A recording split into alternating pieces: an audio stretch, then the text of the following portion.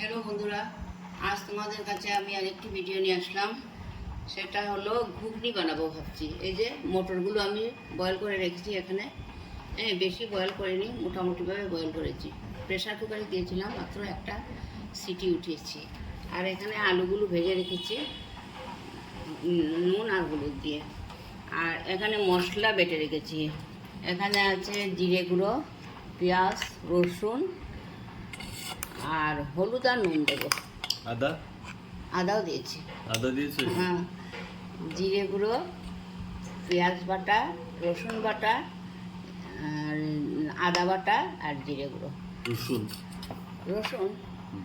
এখন আমি কড়াই বসিয়ে দিয়েছি, তেল গরম হয়ে গেছে। এখন আমি পেঁয়াজগুলো প্রথমে ভেজে নেব।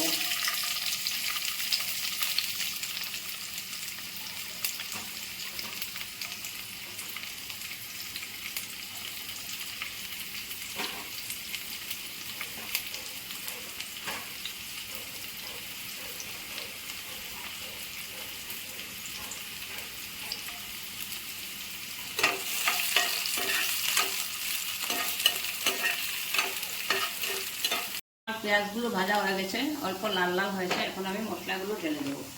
এখানে তো আগেই বলেছি জিরে বাটা, পেঁয়াজ বাটা, রসুন বাটা, আদা বাটা, নুন আর হলুদ দিয়েছি।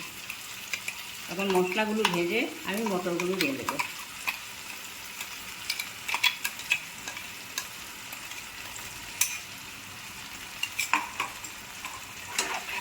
মশলাগুলোকে কষাবো কিছুক্ষণ, তরকারিটা যখন শুকিয়ে যাবে তারপর আমি মটরগুলো দিয়ে দেবো। আমার মশলাগুলো ভাজা হয়ে গেছে, দেখো বন্ধুরা, সুন্দর করে ভেজে নিয়েছি আমি। এখন আমি মটরগুলো ঢেলে দিচ্ছি। বয়েল করা মটরগুলো যে দেখিয়েছিলাম ওগুলো ঢেলে দিচ্ছি।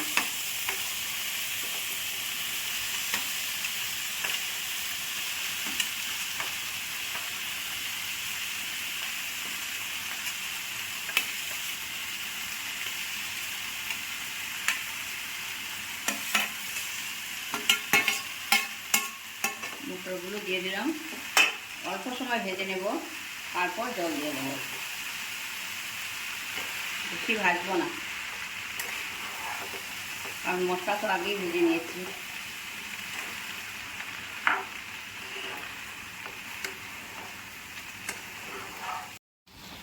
অল্প সময় ভেজে নিয়েছি মটরগুলো।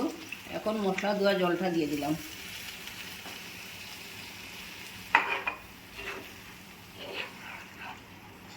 সঙ্গে ভেজে রাখা আলুগুলোও দিয়ে দিলাম।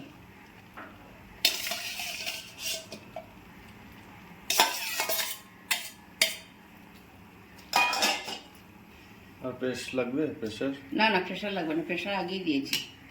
প্রেশার দিয়েই বয়েল করেছি মটরগুলো। এখন অল্প সময় বয়েল হবে, তারপর নামিয়ে নেব।